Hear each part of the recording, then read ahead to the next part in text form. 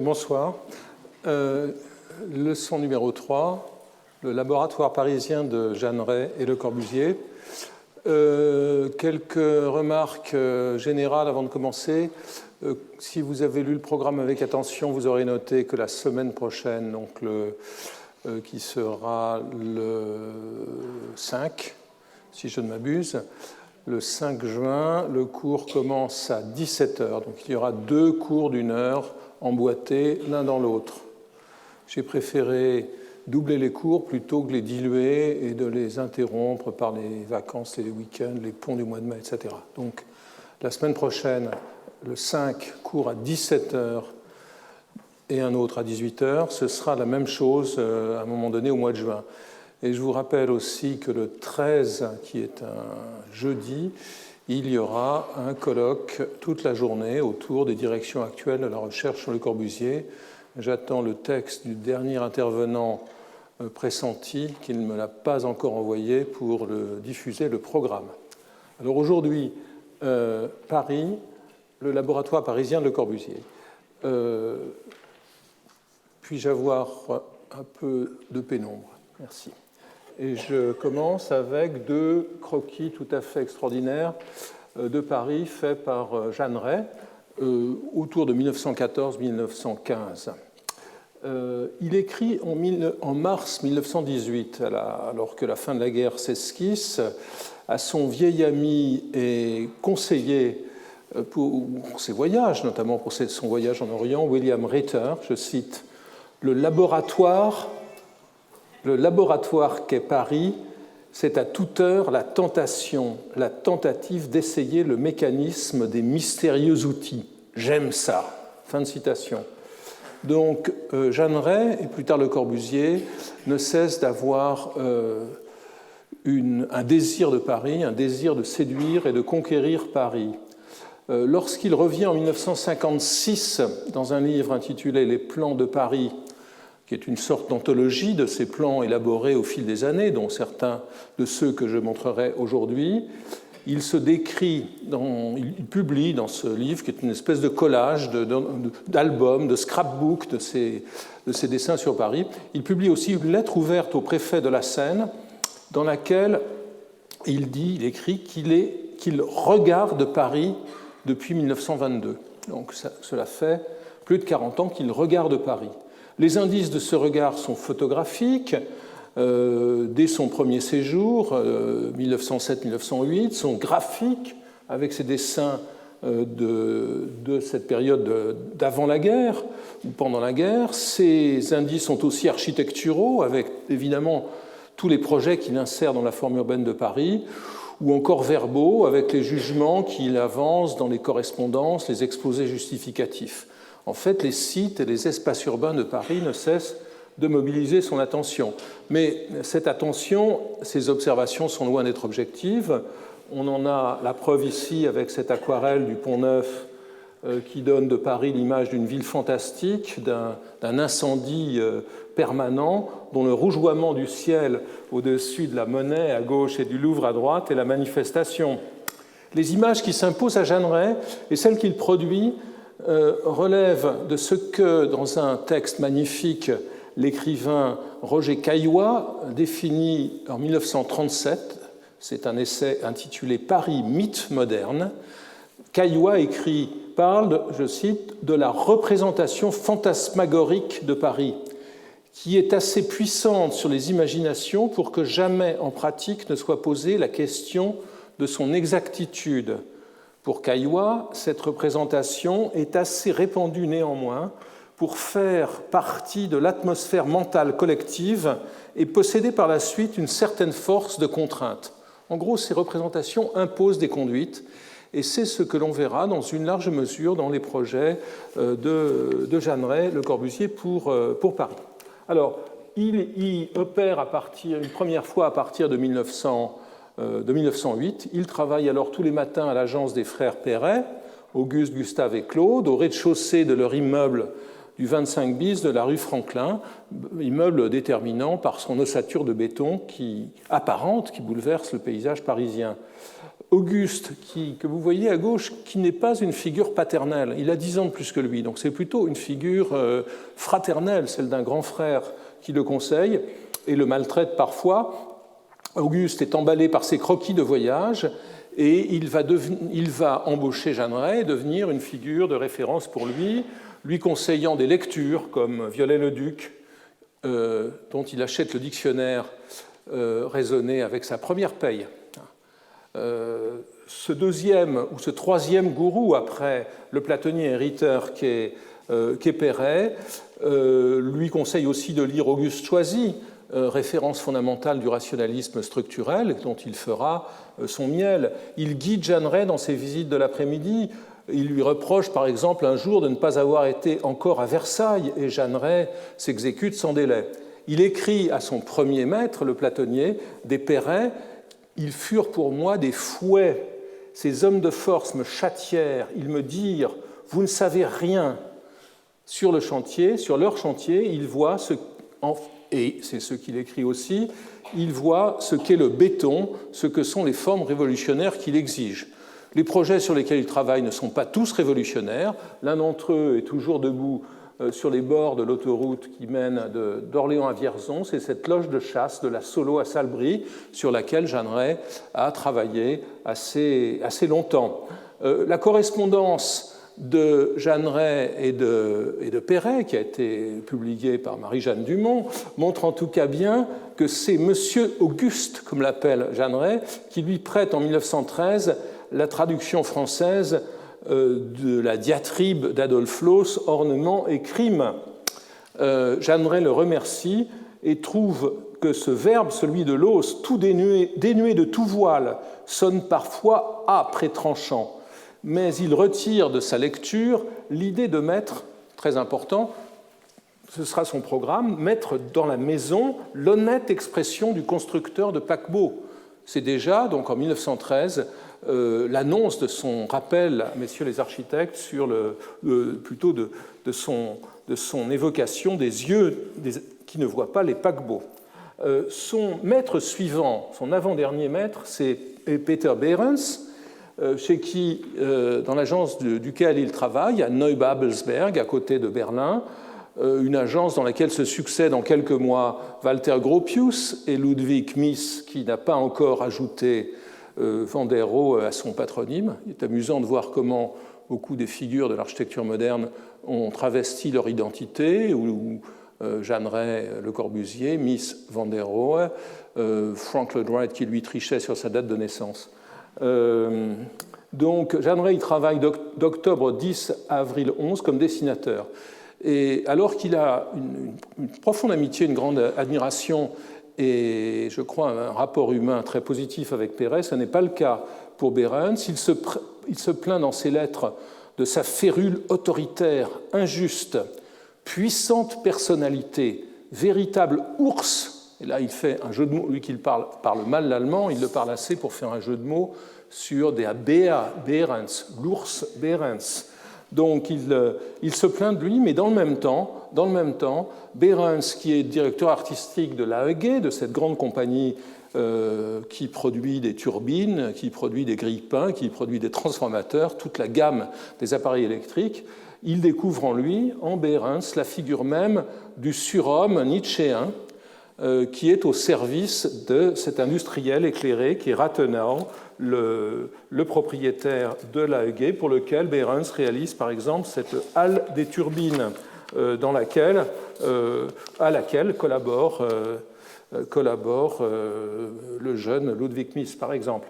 Alors en Allemagne, j'ai parlé rapidement des Kulturarbeiten de Paul Schulze-Naumburg la semaine dernière en présentant son image des escaliers du château de Prague. C'est une des lectures importantes. L'Allemagne, où Jeanneret, comme je l'ai dit, est chargé par le platonnier de rédiger un livre sur la construction des villes. C'est la traduction du terme allemand de Städtebau, le terme d'urbanisme n'étant pas encore bien utilisé. Jeanneret découvre à travers l'Allemagne ce que sont les villes modernes et ce que sont aussi les formes pittoresques de l'urbanisme. Les Kulturarbeiten de Schulze-Naumburg, vous les voyez ici, sont tout à fait remarquables parce qu'ils présentent des formes urbaines vues en perspective et en plan, dans le même temps, par ailleurs, qu'il présente des exemples positifs et négatifs. Il y a une sorte de manichéisme dans ces pages qui utilise sans doute pour la première fois dans le domaine de l'architecture la photographie comme argumentaire. C'est un livre très important. Comme je l'ai peut-être dit, mais je le répète, Schulze-Naumburg tournera mal.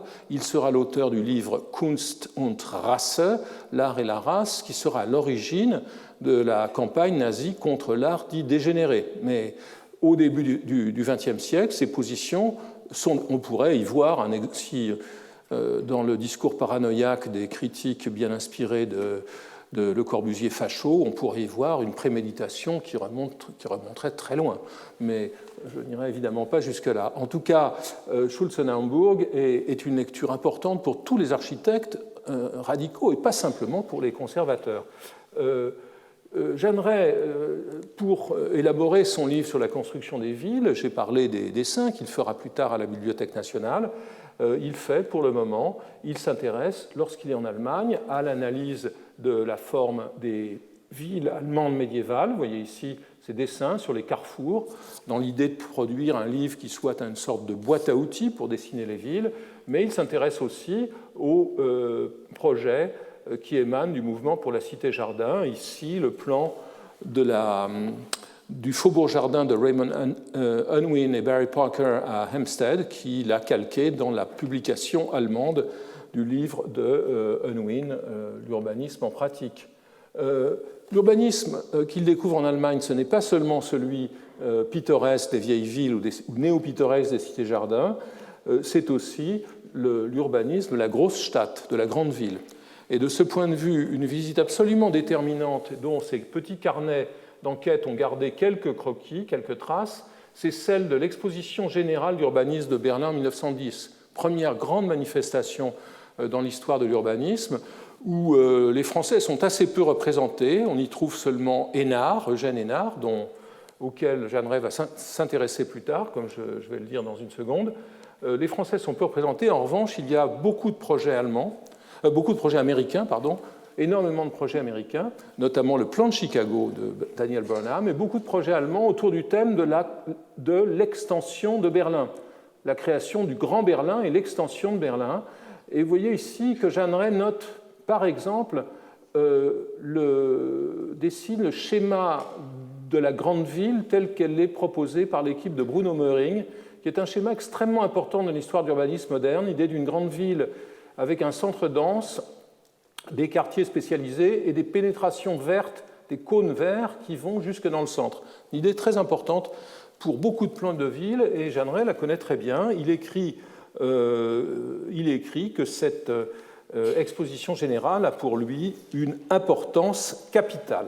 Alors, après être passé en Toscane et en Ombrie, après être passé à Venise, après avoir découvert les Balkans, Istanbul, le mont Athos, Athènes, Rome, Pise, Berlin, Munich, Prague, évidemment Paris et Vienne, Jeanne Rey revient dans sa ville natale de La Chaux-de-Fonds, où il est associé à la rénovation de l'enseignement de l'école d'art et où il essaye de s'établir.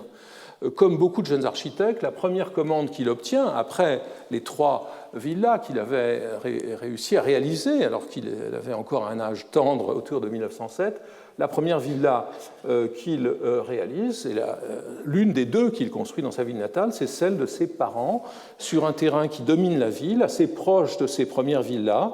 Il construit, vous le voyez ici, une grande maison, rapidement dénommée la Maison Blanche par les Chaux-de-Fonniers, qui n'est plus comprimée à l'intérieur d'une forme préconçue ou d'un stéréotype, comme c'était le cas pour les chalets précédents, mais elle s'épanouit dans une certaine mesure. Vous voyez, elle inclut un jardin architectonique. Elle n'est pas placée sur un promontoire, mais posée sur la pente et où elle s'étale.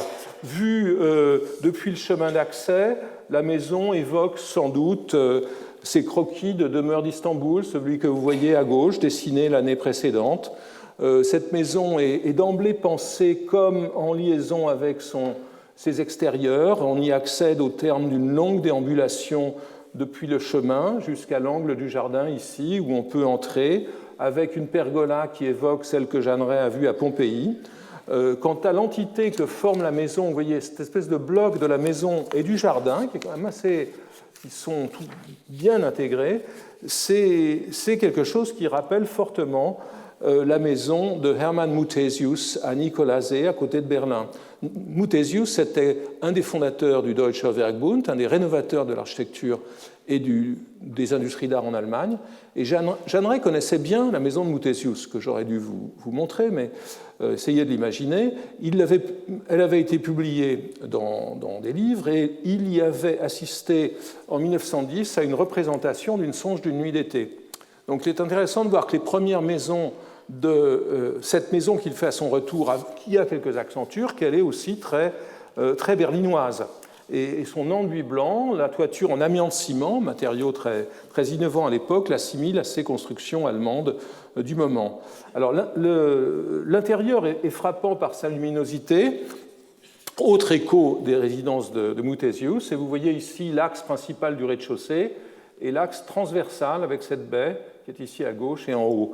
L'axe qui relie les pièces de réception conduit de la salle à manger qui s'ouvre sur le jardin par cette fenêtre en abside, au salon éclairé par une fenêtre rectangulaire sur la pente. Et ici, une chose très importante, c'est pour la première fois, cette maison devient une machine à regarder le paysage. Jeanne Rey parle d'une grande baie sur l'horizon et dans l'antichambre, d'une grande baie sur la forêt.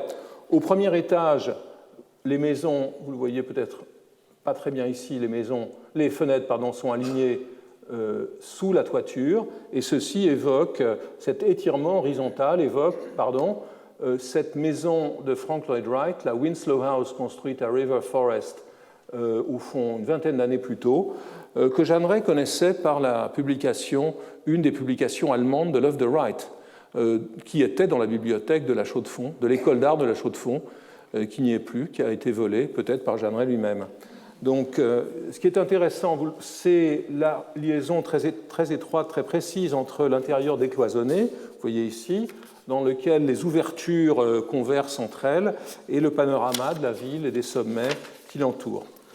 Jeanne Rey dessine des intérieurs, essaye de s'exprimer comme décorateur. Il revendique un statut professionnel qui comprend tout de l'aménagement intérieur à l'urbanisme. Il fait des plans pour certains quartiers de la ville, notamment un plan de cité-jardin, et il ne réalise qu'une seule maison, autre maison en 1917, la Villa Chevaux, pour un industriel propriétaire des montres Ciba. C'est la seule de ces maisons de jeunesse qu'il jugera bon de publier dans les pages de l'Esprit Nouveau, laissant à son complice, aux enfants, le soin de la commenter.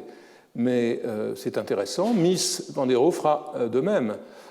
Il évacuera de ses publications sa vie durant ses premières maisons, à une ou deux exceptions près.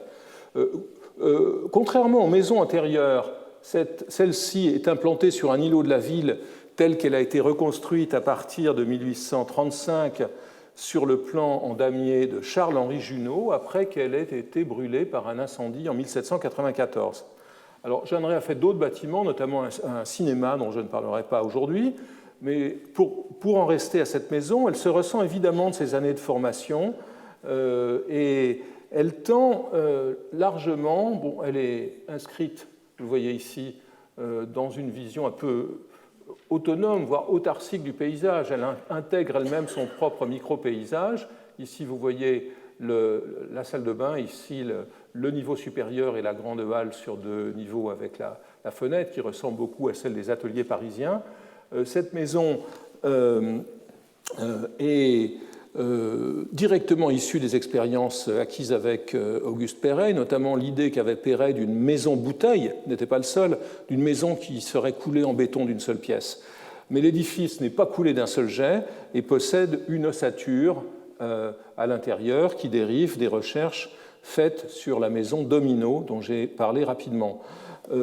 L'utilisation des tracés proportionnels est aussi importante. C'est ce qui permettra à Le Corbusier, après 1920, de publier cette maison, bien qu'il la renie par d'autres aspects. L'extérieur avec ses arrondis, garde un certain parfum de maison stambouliote, dans lequel les éléments en béton remplacent les pans de bois. Mais le sobriquet de villa turque qui lui est donné par les voisins renvoie plus à la bizarrerie de son allure qu'à un orientalisme en fait difficile à identifier. Et comme je l'ai dit, les sources sont innombrables, Pompéi, Perret, etc. Dans sa disposition d'ensemble, et je reviens donc à la question du paysage, on la voit ici dans la ville, la villa illustre la position nouvelle de Jeanneret envers le paysage urbain de sa ville natale, qu'il va, à ce moment-là, et notamment très aigri par des conflits avec ce client, quitter pour toujours. Les figures pittoresques de ces esquisses d'avant 14 sont abandonnées au profit d'une forme individualiste, presque nihiliste, qui utilise, vous le voyez ici, les îlots très traditionnalistes des immeubles environnants comme un faire-valoir pour se présenter comme un objet autonome, un objet isolé, uniquement raccordé à la continuité de l'îlot par ce qu'on ne voit pas très bien ici, la réglette des services qui la prolongent des deux côtés. Jeanneret conservera de cette aventure une infinie rancœur avec son client. Ils auront des conflits sur les honoraires, ce qui est classique avec des architectes, mais il verra aussi un véritable départ, comme il l'écrit à Ritter en 1920. Il affirme « Je me consacre à des œuvres sérieuses, même savantes, c'est-à-dire à des peintures qui soient au moins le prolongement de ma villa Schwab ». Donc il en était très fier. Et on va parler un peu de ces peintures. Alors, que fait-il à Paris pendant cette période-là, à la fin de la guerre? C'est un volet de Jeanneret / Le Corbusier qui est important, qui, à mon avis, surdétermine largement ses positions politiques des années 20 et d'une partie des années 30. Jeanneret, qui était déjà donc décorateur, architecte, urbaniste, épistolier, pas encore vraiment critique, qui avait tenté d'écrire 2 livres, n'en avait publié aucun, voulait devenir entrepreneur, voulait saisir l'occasion de la guerre et de la reconstruction pour devenir riche. Et il le fit en travaillant avec l'ingénieur Max Dubois, qui était un spécialiste du béton armé, qui avait traduit en allemand un des principaux traités sur la construction en béton, on est plus précoce. Avec Dubois, Jeanneret s'engage dans une nébuleuse d'entreprise. Il devient l'architecte de référence de la Société d'entreprises industrielles et d'études que vous voyez ici, qui est liée à la Société des applications du béton armé, à la briqueterie que Dubois a créée à Alfortville. C'est important, pourquoi? Parce que Jeanneret découvre essaye non seulement de faire marcher cette entreprise, mais il découvre aussi, c'est ce que je montre ici, la banlieue parisienne. Il sort du quartier latin pour avoir une perception un petit peu différente de Paris par la banlieue. Alors, cette aventure est à bien des égards frustrante. Les sociétés feront faillite et Jeanneret, à mon sens, qui avait emprunté de l'argent à ses parents, contribuera avec ses mésaventures financières à leur ruine.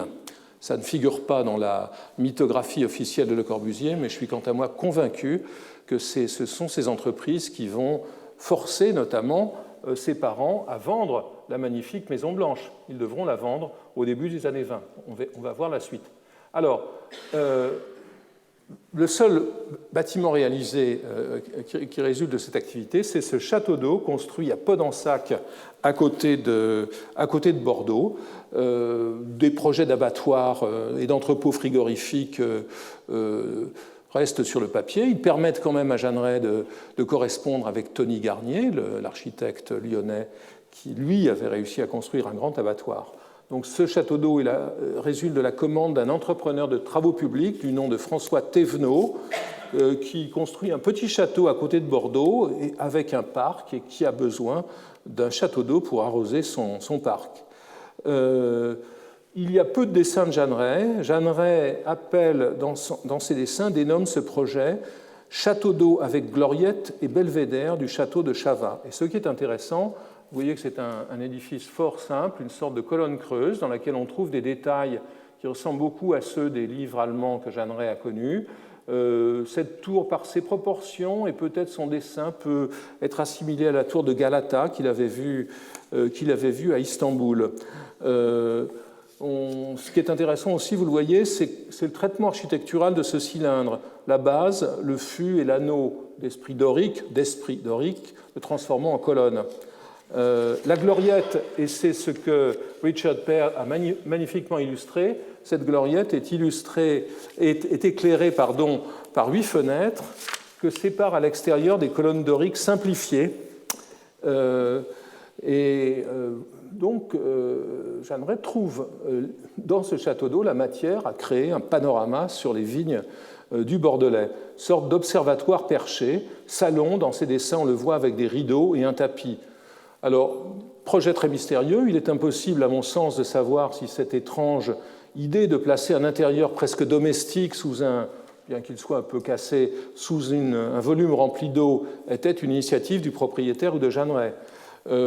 Ça me fait penser personnellement au célèbre bureau de Gustave Eiffel au sommet de la tour Eiffel et surtout à la position en surplomb de l'appartement d'Auguste Perret rue Franklin.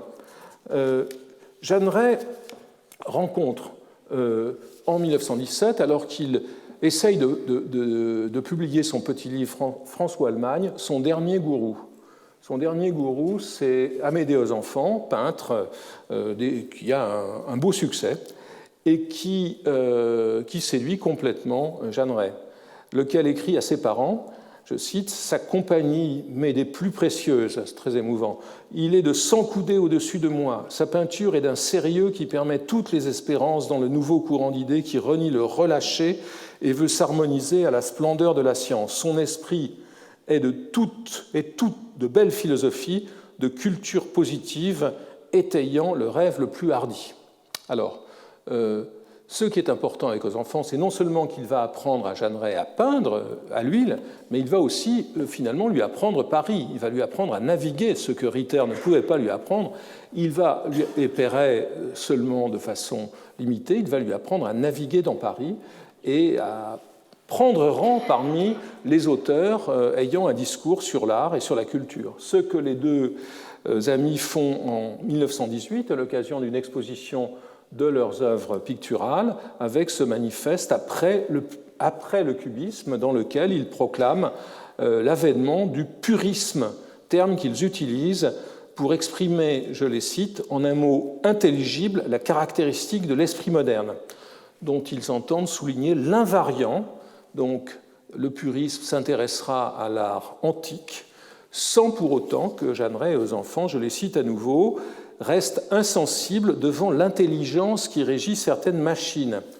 Le puriste va donc s'efforcer d'allier un sens aigu de l'histoire et une attention non moins vive aux produits de la technique. Alors, ce n'est pas tout à fait au centre de mon propos, c'est dans la continuité de cet effort. Ozenfant, Jeanneret, le publiciste et poète Paul Dermet, crée en 1920 la revue L'Esprit Nouveau, dont le titre dérive d'une conférence donnée par Apollinaire en 1917. L'Esprit Nouveau sera publié par Ozenfant et Jeanneret, Dermet abandonnant très vite la partie jusqu'en 1925. Jeanneret prend à cette occasion le pseudonyme de Le Corbusier et il en prend au passage bien d'autres pour écrire beaucoup d'articles de la revue. Vauvrecy, Julien Caron, De Fayet pour ce qui est d'Ozenfant qui fait la même chose. Et Le Corbusier Jeanneret se fait nommer Le Corbusier ou Paul Boulard. Il va publier les 28 livraisons de la revue vont permettre aux enfants et Jeanneret d'entrecouper leurs critiques d'art et d'architecture ou leurs manifestes par des contributions très très nombreuses. L'Esprit Nouveau s'ouvre ainsi à des textes sous-titrés Revue internationale d'esthétique, mais c'est plus que ça, s'ouvre à des textes sur l'esthétique, justement la musique, écrit souvent par Albert Jeanneret, le frère de Le Corbusier, le cinéma, la psychanalyse, la psychologie expérimentale et la politique. Alors, que peint Jeanneret? Je ne resterai pas très longtemps sur ses peintures, mais je les évoque au passage. Il s'attache dans ses toiles à dépasser le système du cubisme, dont il conserve le langage épuré, mais il ne fragmente pas, il ne dissocie pas les vues des objets, et il déclare surtout ne pas succomber à la tentation d'un art ornemental. Les tableaux, et notamment ceux de Jeanneret que vous voyez ici, Jeanneret / Le Corbusier, il continue à peindre sous le nom de Jeanneret pendant quelques années. Ces tableaux sont construits, on peut dire qu'ils sont construits plus que composés, à partir d'assemblages d'objets types, les verres, les siphons, les carafes des bistrots parisiens, les livres, les guitares, les assiettes. La projection de ces objets sur le plan de la toile génère des configurations très architectoniques. Et on pourrait même dire, dans une certaine mesure, que ces compositions construisent des paysages d'objets avec une toile de fond, avec un premier plan, avec un déploiement, et évidemment des formes de transparence et des projections perspectives assez complexes, mais je les lis personnellement comme des paysages d'objets autant que comme des tableaux.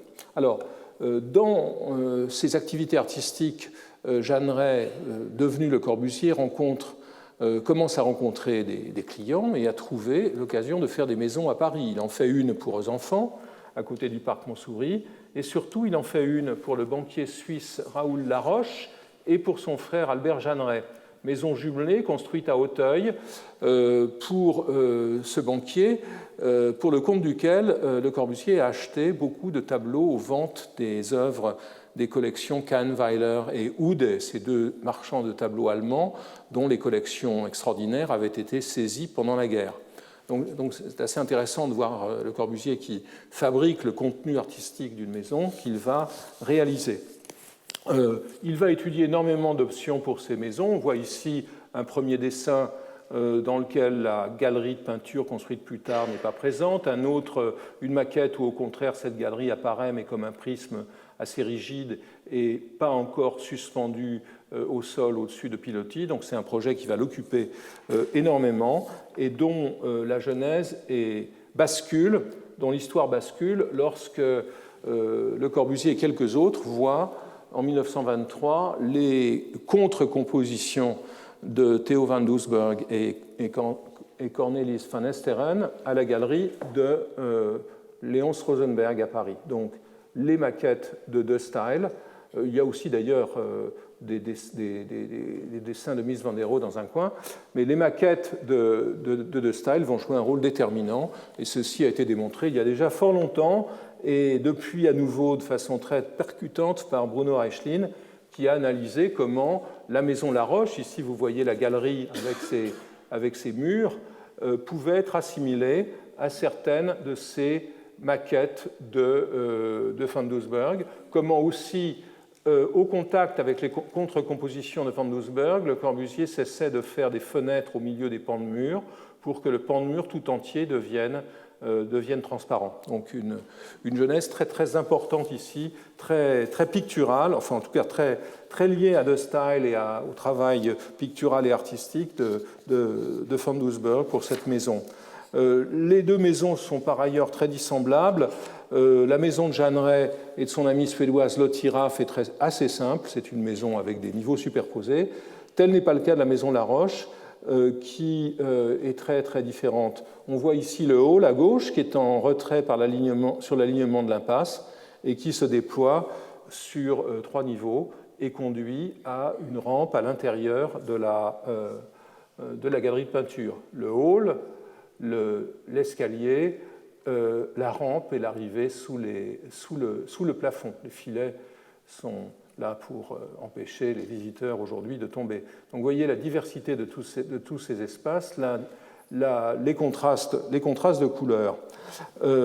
Il est important de voir d'où vient ce dispositif et cette séquence qui conduit au rez-de-chaussée horizontalement, à l'escalier, à la rampe. Ici, Le Corbusier développe une notion que lui inspirent les dessins de Choisy sur l'acropole d'Athènes et sur les processions, sur l'itinéraire de la procession des Panathénées que Choisy avait analysé sous l'Antiquité. Cette rampe est le point d'arrivée, la rampe que vous voyez ici, le point d'arrivée de la promenade architecturale développée depuis le seuil de la maison et dont Le Corbusier décrit le déploiement que scande la polychromie des murs. Je le cite. On entre, le spectacle architectural s'offre de suite au regard. Ensuite, un itinéraire et les perspectives se développent avec une grande variété. On joue avec l'afflux de la lumière éclairant les murs ou créant des pénombres.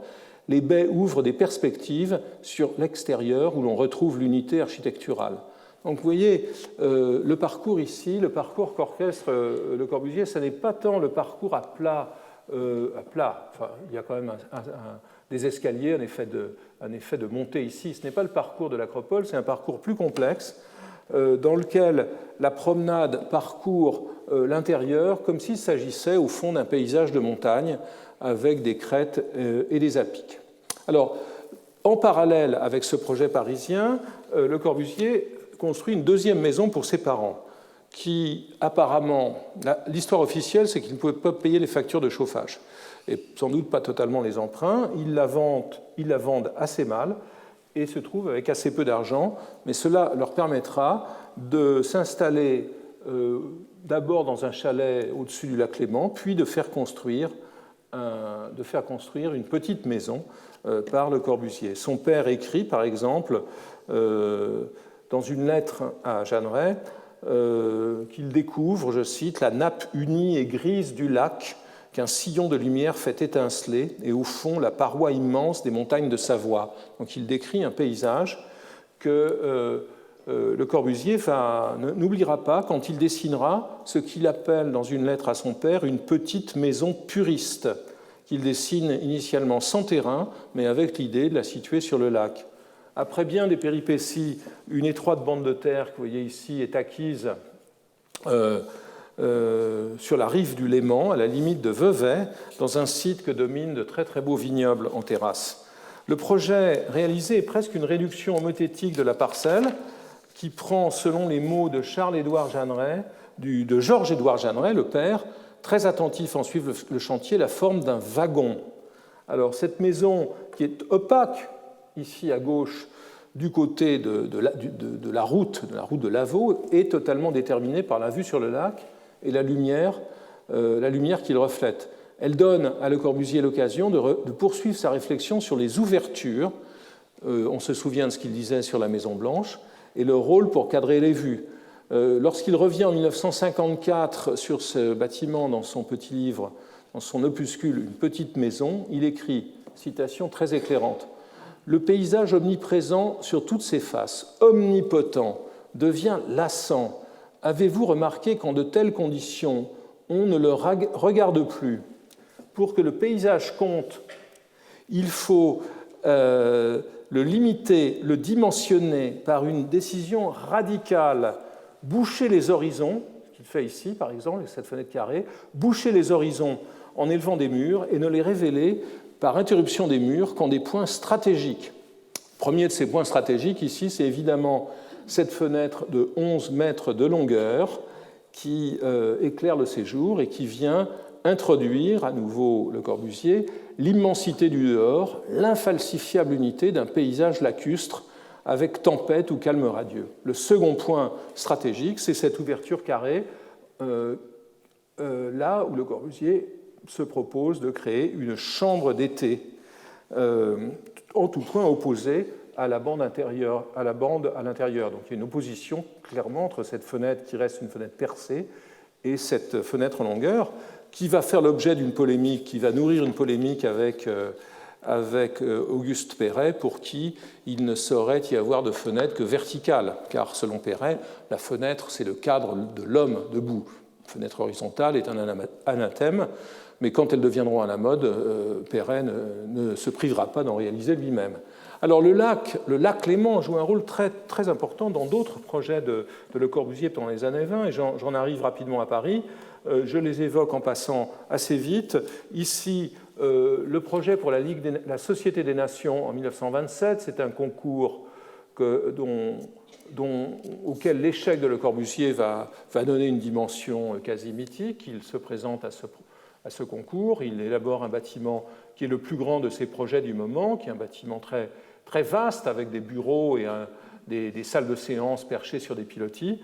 Et je suis particulièrement intéressé par ces 4 dessins, ces 4 croquis qui montrent à nouveau le profil des Alpes vues depuis le lac Léman et la manière dont le bâtiment est une machine à cadrer. J'abuse un peu du terme machine, est un dispositif, disons, à cadrer le lac. Vous voyez ici la vue sous les pilotis, c'est une sorte de dilatation de la fenêtre en longueur de la maison à Corso, et vous voyez à nouveau à quoi servent les terrasses. C'est pratiquement l'annonce de ce que fera à nouveau la terrasse de l'unité d'habitation de Marseille dans les années 50. Donc le projet pour la Société des Nations est un projet totalement déterminant dans cette idée d'inscrire les grands édifices, eux aussi, dans le paysage.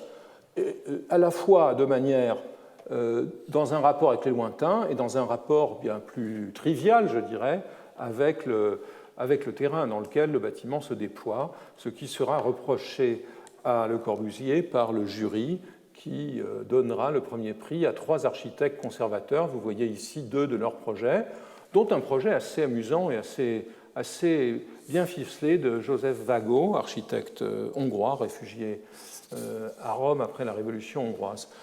Cet échec de Le Corbusier va le conduire à lancer une campagne de presse, comme il le fera à plusieurs reprises, avec ses amis architectes modernes contre les institutions.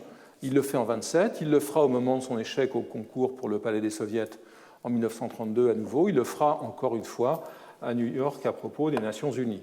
Il appréciait beaucoup le genre de la plainte et savait faire partager ses plaintes par ses amis.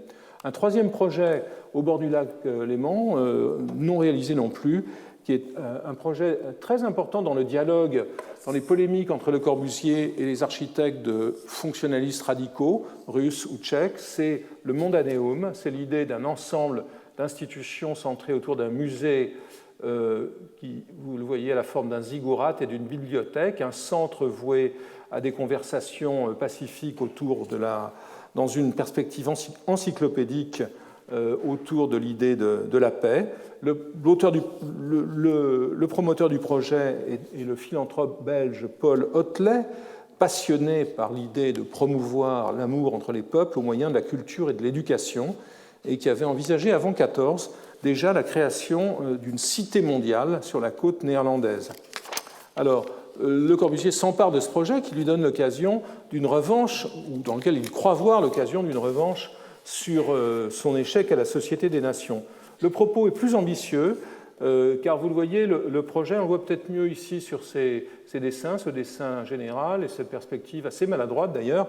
Les composantes du musée sont déployées de sorte à former une composition urbaine complexe qui associe des axes parallèles et un tracé proportionnel basé sur le nombre d'or, ce qui lui sera reproché à Le Corbusier par le russe Lisitsky et le tchèque Karel Taege. La donnée du paysage est très importante dans l'élaboration du projet. Le lieu choisi, écrit Le Corbusier, est situé entre le Grand Saconnet et Prégny sur un plateau élevé dominant tout le site genevois et fournissant sur les 4 points cardinaux les plus majestueux spectacles. Le Mondaneum s'offre à la vue de toutes parts, de la ville de Genève, de ses quais, du lac, du Haut-Lac. C'est comme une borne gigantesque. Donc, dimension géographique, et Le Corbusier revient à nouveau sur les axes de coordonnées, les diagonales du musée mondial sur lesquelles la composition architecturale est ordonnée, marquent rigoureusement les 4 points cardinaux. Donc, un projet généré moins par le lac que par le paysage. Alors, revenons à Paris. Et qu'en est-il de Paris ? Paris que Jeanneret a découvert en 1908, qui n'a cessé de regarder depuis la terrasse de Perret, fait face à des énigmes qui sont non seulement celles que le monde de l'architecture pose à tout jeune étranger dépourvu de capital symbolique, comme il l'était, il n'était personne à Paris, et désireux de le percer, mais aussi les énigmes que lui pose dans sa dimension mythique la société parisienne, dans sa vie, qu'elle soit professionnelle ou affective ou autre. Un propos de 1925 donne la mesure de ses craintes et de ses attentes. Je cite à nouveau « Béni soit Paris d'être le plus aride des déserts. Paris est un sol où l'on fait des racines, parce que l'on est seul contre tous, qu'on n'est jamais aidé ou estimé. Ceux qui traverseront l'épreuve seront bons pour la suite grâce à Paris, magnifiquement brûleuse d'enthousiasme et parfaitement indifférente aux cadavres qui s'y accumulent. » Donc, vous voyez, ce laboratoire est dans le même temps, comme il le disait à Ritter, un lieu d'initiation.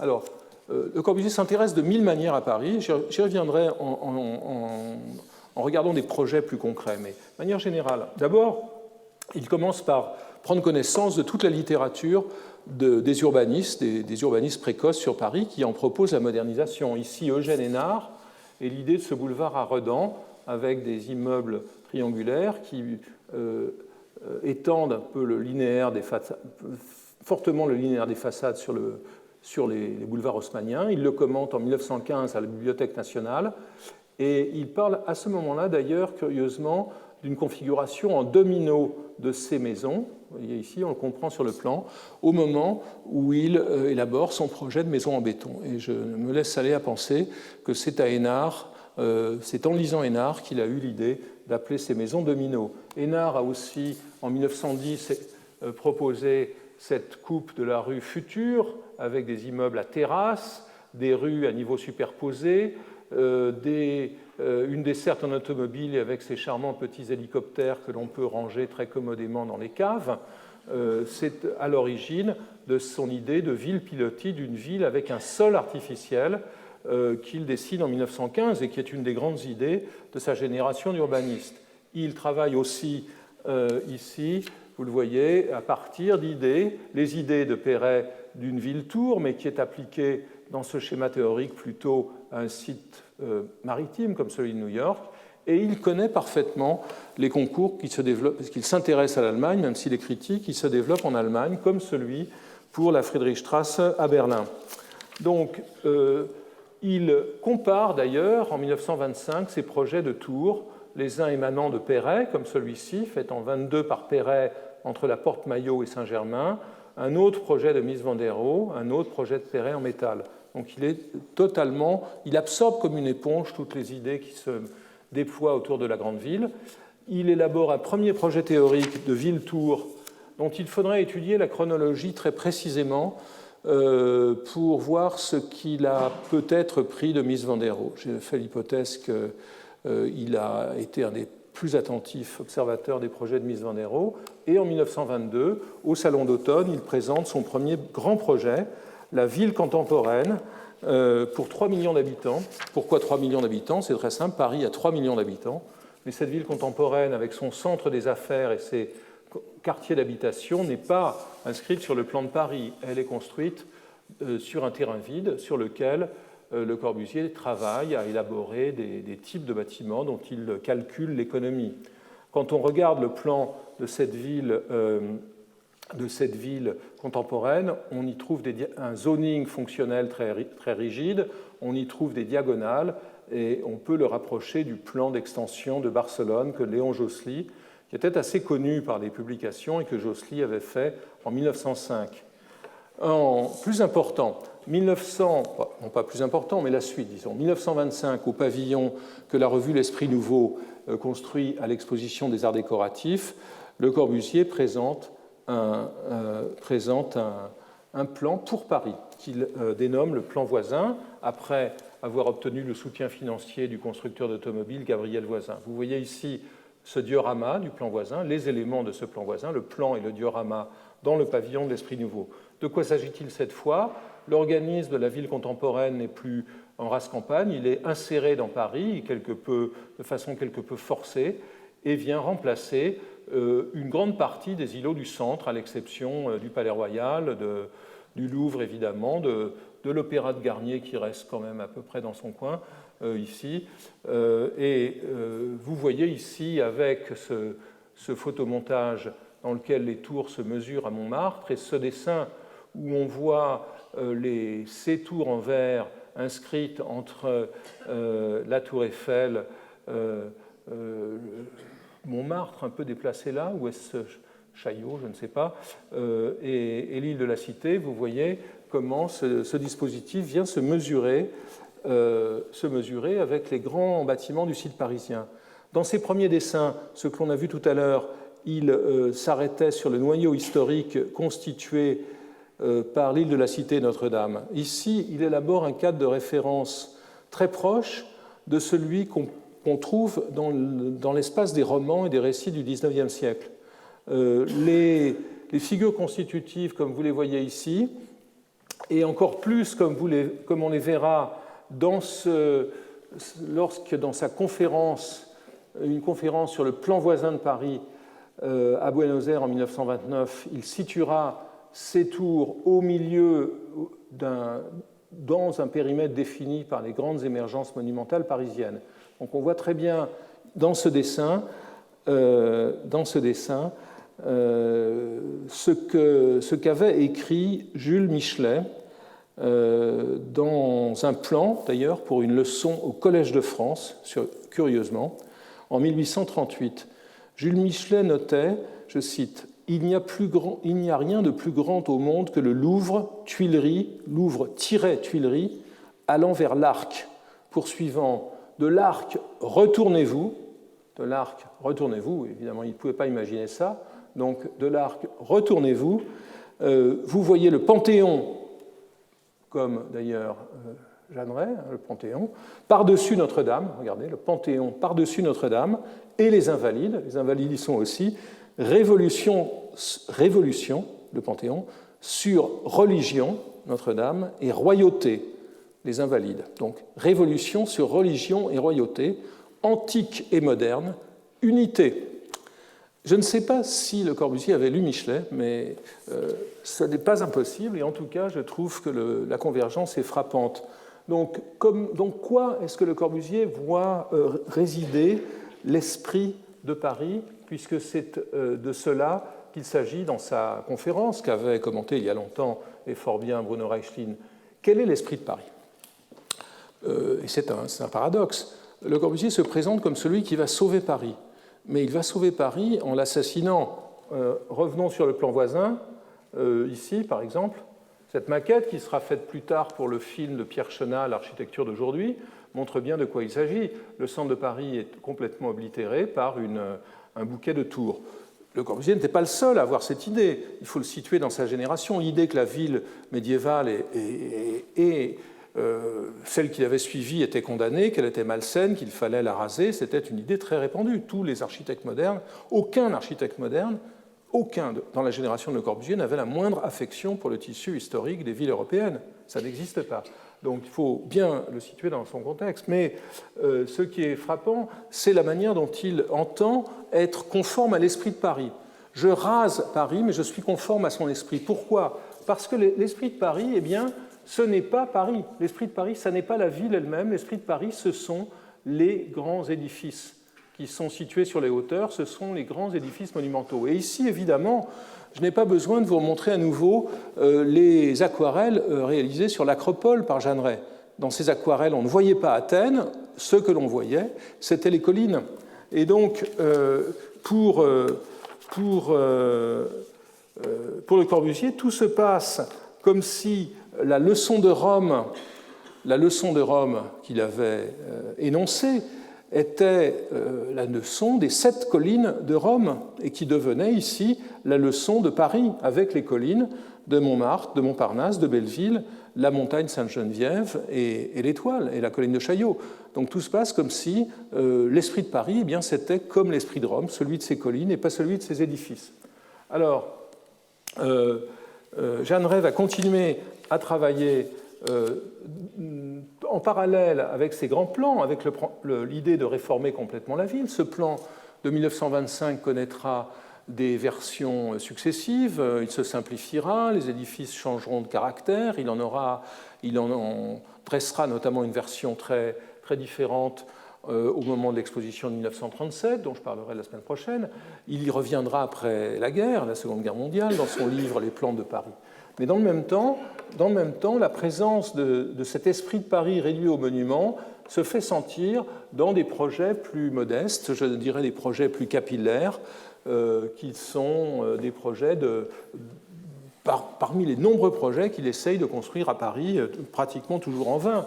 Donc ici, un projet d'immeuble rue Cardinet avec un stade sur le toit. Vous voyez qu'il est inscrit ici entre Montmartre, Notre-Dame et le Panthéon, donc la même explication.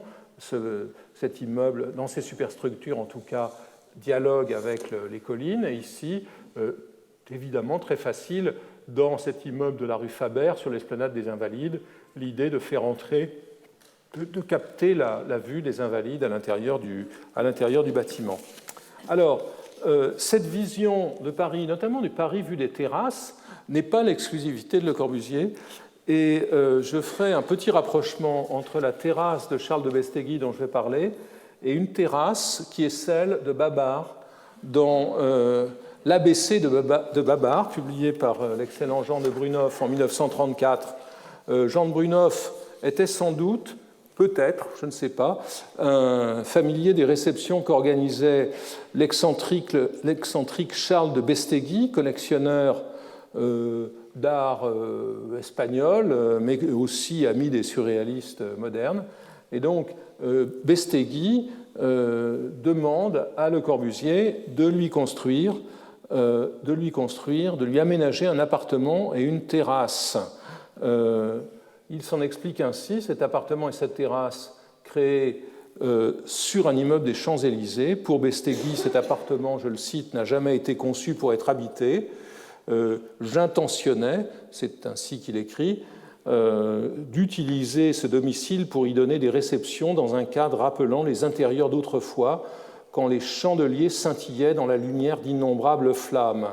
Rien n'est donc prévu pour un éclairage électrique de l'appartement. Des bougies sont utilisées car elles seules diffusent une lumière animée. Vous voyez un lieu assez magique, fait pour des cérémonies secrètes, mais qui intéresse fortement Le Corbusier, qui répond votre programme nous intéresse parce que c'est un programme vedette, entre parenthèses Champs-Élysées, ce qui est très visible, parce qu'il propose une solution des toits de Paris dont je parle depuis 15 ans.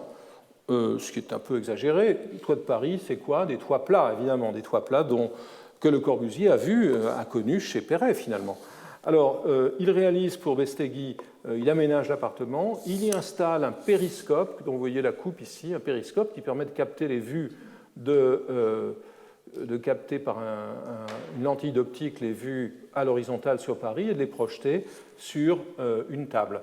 Dans le même temps, ce qui est intéressant, c'est que c'est un projet qui nie pratiquement Paris. À nouveau, rapporter cette vision et le croquis et la vision du toit sur lequel sont disposés des buis dans des bacs sur lesquels on trouve un point d'observation un peu plus élevé, rapprocheront ça à nouveau de l'acropole d'Athènes. Paris n'existe pas. Cette terrasse est mise en relation avec les grands édifices. En revanche, le spectacle parisien est projeté par le périscope en dessous. Donc une machine à regarder Paris. C'est un de ces derniers projets réalisés dans le centre de Paris de toute son activité. Alors en périphérie de Paris, Le Corbusier réalise entre 28 et 31 cette villa dite les Heures Claires pour les week-ends de l'assureur Pierre Savoie. C'est un projet qui est d'emblée présenté par Le Corbusier dans le premier volume de son œuvre complète comme déterminé par sa situation. Je cite, vous voyez un de ces croquis en haut et cette photo de Richard Père un peu dramatisée, sans doute trop. Site, magnifique propriété formée d'un grand pâturage et verger formant coupole entourée d'une ceinture de hautes futaies. Situation que Le Corbusier retrouvera d'ailleurs à Ronchamp, ou qu'il essayera de retrouver et de mettre en forme à Ronchamp. La maison ne doit pas avoir un front. Située au sommet de la coupole c'est le terrain, elle doit s'ouvrir aux quatre horizons. C'est à nouveau l'acropole, au sommet de la coupole. L'étage d'habitation, avec son jardin suspendu, se trouvera élevé au-dessus de pilotis, de façon à permettre des vues lointaines sur l'horizon.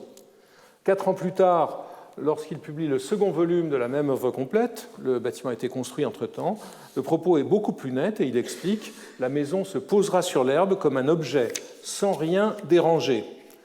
Dans cet agreste paysage, Le Corbusier utilise à nouveau ce terme, agreste paysage de verger, d'ailleurs les Savoie vivront de leur verger, notamment pendant la guerre et dans l'après-guerre. Cette boîte au milieu des prairies est une sorte d'intersection entre une forme qui est très simple, cette forme sur plan carré, et le parcours sinueux d'une promenade architecturale qui commence en automobile, on arrive en automobile, et qui continue avec une rampe.